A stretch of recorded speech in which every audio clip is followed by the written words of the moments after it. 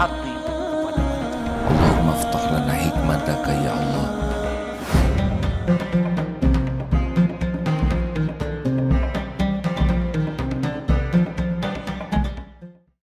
Bismillahirrahmanirrahim. Assalamualaikum warahmatullahi wabarakatuh. Alhamdulillahi rabbil alamin, alladzi khalaqal mauta wal hayata liyabluwakum ayyukum ahsanu amala wa huwal azizul ghafur.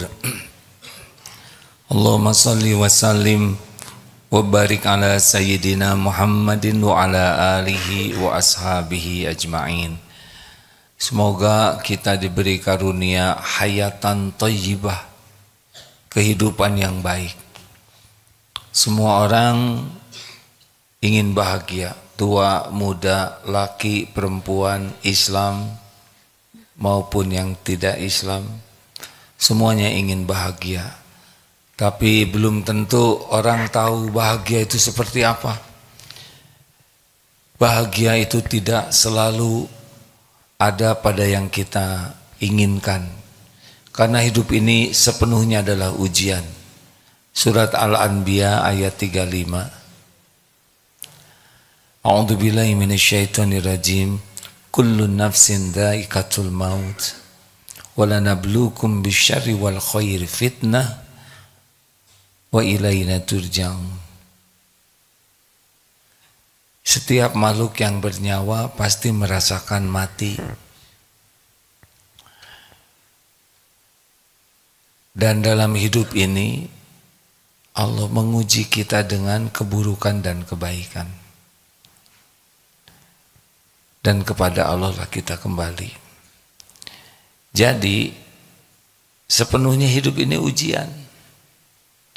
Ketika datang yang kita inginkan itu ujian, ketika datang yang tidak kita sukai itu juga ujian.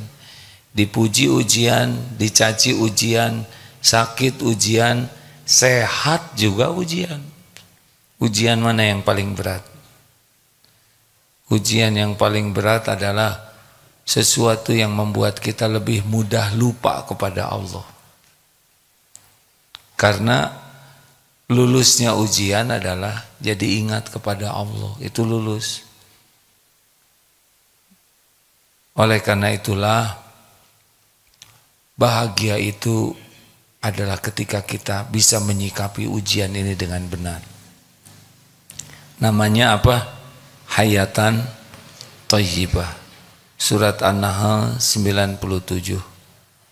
A'udzubillahi minasyaitonirrajim. Man amila sholihan min dzakarin aw untha wa huwa mu'min falanuhyiyannahu hayatan thayyibah. Al-ayah. Walanajziyannakum bi ahsani ma kanu ya'malun. Barang siapa yang beramal soleh, baik laki-laki maupun perempuan, dan dia beriman kepada Allah, niscaya Allah benar-benar mengaruniakan kepadanya hayatan thayyibah, kehidupan yang baik di dunia ini. Di akhirat kita mendapat yang lebih baik dari yang kita kerjakan. Seperti apa hayatan thayyibah? Para ulama menulis berbagai pendapatnya. Kalau diringkaskan seperti ini ya. Pertama, orang-orang yang mendapatkan hayatan thayyibah, maka hatinya dibuat tenang oleh Allah. Ini rezeki termahal. Tenang, tentram, adem, bisa menyikapi hiruk pikuk puji maupun caci. Dipuji tidak membuat dia bangga dan ujub, dicaci tidak membuat terluka. Kenapa? Karena orang yang beramal soleh itu fokusnya adalah syarat amal soleh ada berapa? 2. Satu, niatnya ikhlas, dan yang kedua caranya benar, ittiba kepada Rasulullah.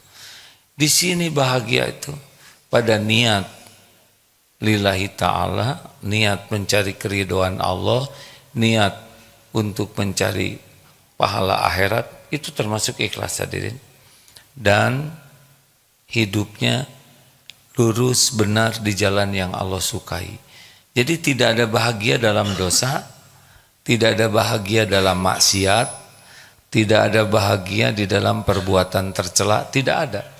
Jadi kalau mendengar ada koruptor kaya, pasti tidak bahagia, itu pasti. Wah, orang ini tukang pacaran terus, banyak selingkuh, berbuat maksiat, pasti tidak bahagia. Bukan kira-kira, itu sudah pasti. Wah, itu orangnya sombong, petantang petenteng, tukang pamer kekayaan, pamer kedudukan, punya harta melimpah. Kalau dia tidak dalam niat dan cara yang benar, pasti tidak bahagia. Pasti tidak bahagia.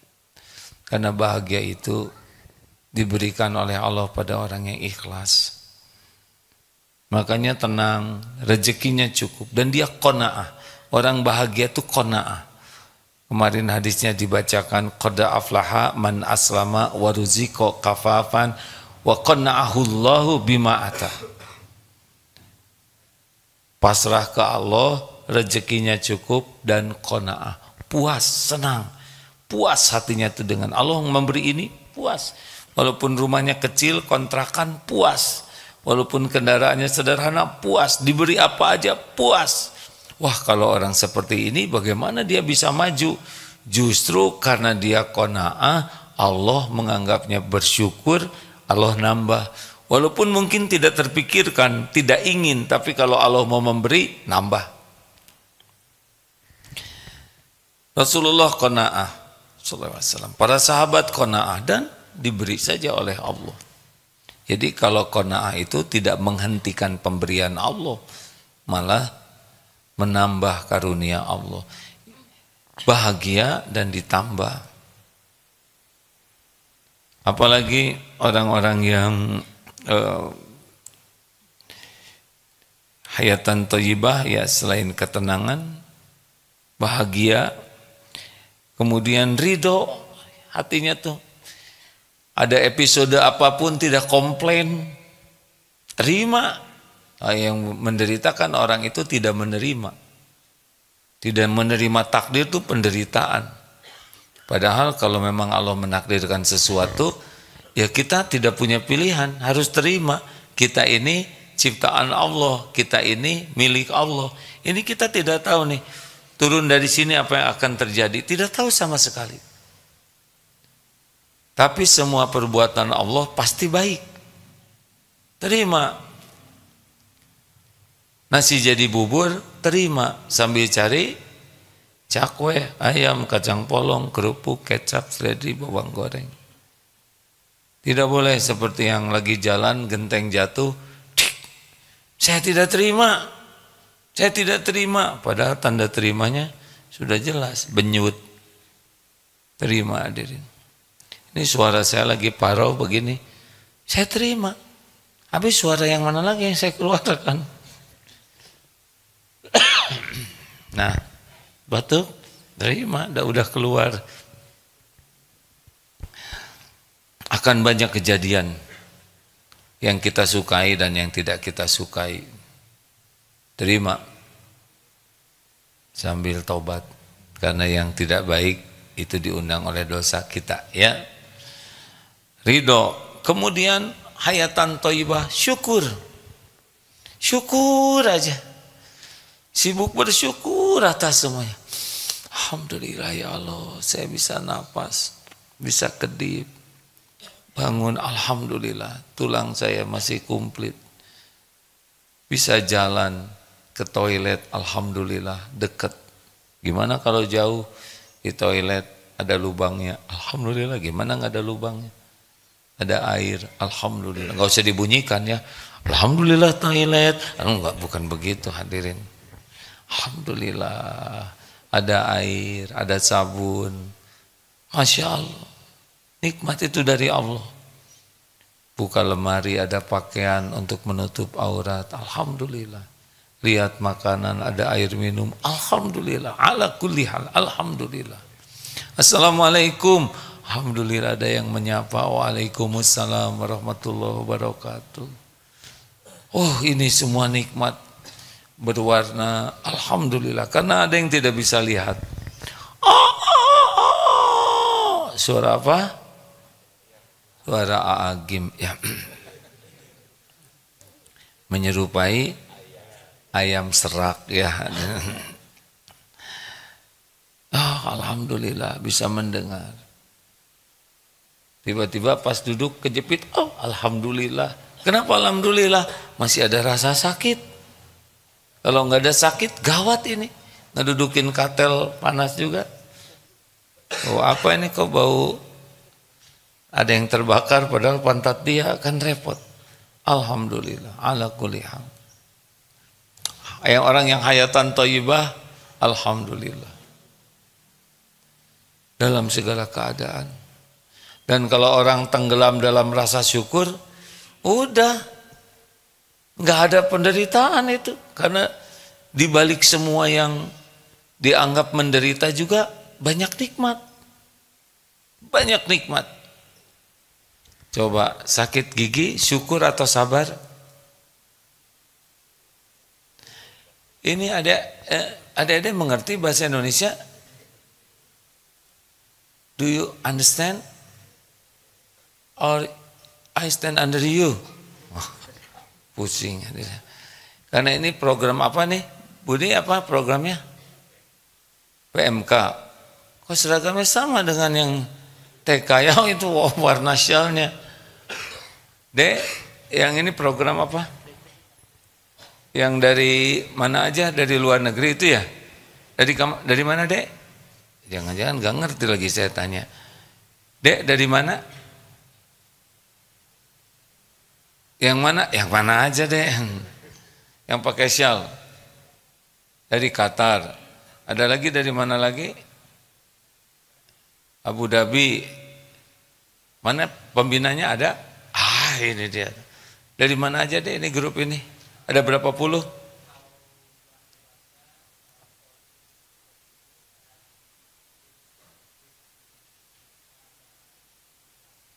Oh ya, alhamdulillah. Dari negara mana saja?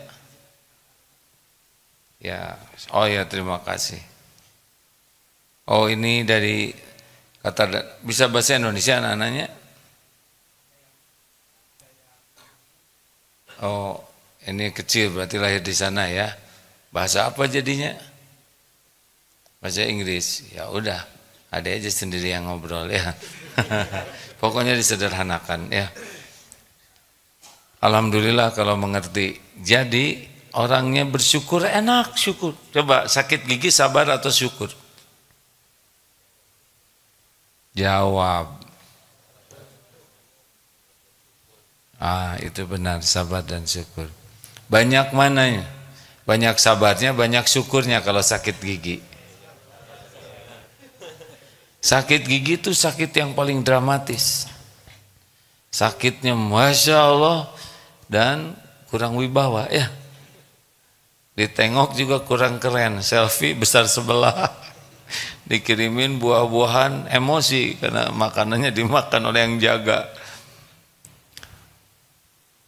Lebih banyak sabar atau syukur? Caranya begini, yang sakit berapa? Satu, yang tidak sakit banyak atau sedikit? Lebih banyak yang sakitnya, lebih banyak yang tidak sakitnya. Nah, yang sakitnya disabari, yang tidak sakit disyukuri. Jangan fokus kepada yang sakit terus. Kalau fokusnya ke yang sakit, kita tidak mensyukuri yang ada. Alhamdulillah, cuma satu juga paten. Ini hidung sehat, mata, telinga, kepala, pundak, lutut, kaki, lutut, kaki. Ini cerita lama.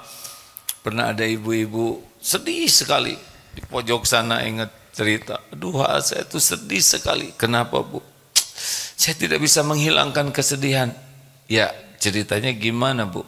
Saya ini telat nikah. Berarti tidak ada yang telat nikah. Semuanya pada waktu yang Allah tetapkan. Telat itu versi kita. Nggak ada yang telat, nggak mungkin takdir Allah telat, benar? Yang telat itu kita telat baik ke Allah, telat tobat, telat taat. Udah gitu, saya itu hamil. Udah hamil, saya keguguran.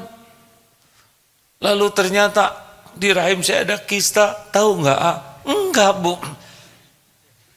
Saya tidak tahu, tapi nggak kayak gitu jawabnya. Oh enggak, Bu.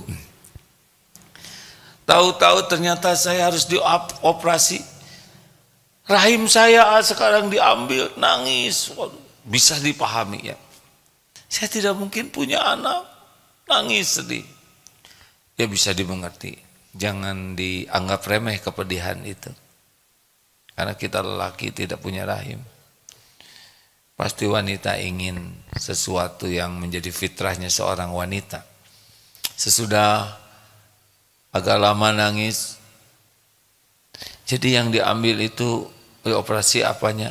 Rahim, Maaf boleh saya tanya Bu, kalau jantung ibu, oh jantung saya normal. Mungkin paru-paru ibu ada masalah. Oh alhamdulillah normal. Tulang, sumsum tulang belakang atau ada kelainan. Oh normal. Atau mungkin ingatan ibu tergores. Enggak, alhamdulillah normal. Tanya aja, alhamdulillah ya ayah. Ujungnya teh, untung cuma rahim, semuanya normal. Baik, kita pulang. Kenapa? Karena fokusnya diarahkan. Yang tadinya fokus kepada yang dianggap kepahitan, kemudian kita fokuskan kepada nikmat dari Allah. Masya Allah. Termasuk ada seorang anak yang, ibu saya itu nggak baik, galak, pelit. Terus kata seorang pembimbingnya, tulis kejelekan ibumu kepadamu. Tulis, suka marah, banyak nyuruh, jajanan dikit. Dikit-dikit, nongol sedikit saya disuruh ya. Nah, paling 5, 6. Sekarang tulis jasa perjuangan pengorbanan ibumu untukmu. Mulai dia nulis. Waktu di perut ibu, di rahim ibu 9 bulan, pasti berat. Ibu sering mual. Waktu melahirkan, ibu sakit. Waktu disusun, nangis bersimbah air mata. Bukannya marah, jadi malah minta maaf. Makanya orang-orang menderita itu namanya salfok, salah fokus, atau gaplok, gagal fokus. Makanya orang-orang yang hayatan thayyibah itu hidupnya bahagia. Karena fokusnya kepada karunia Allah.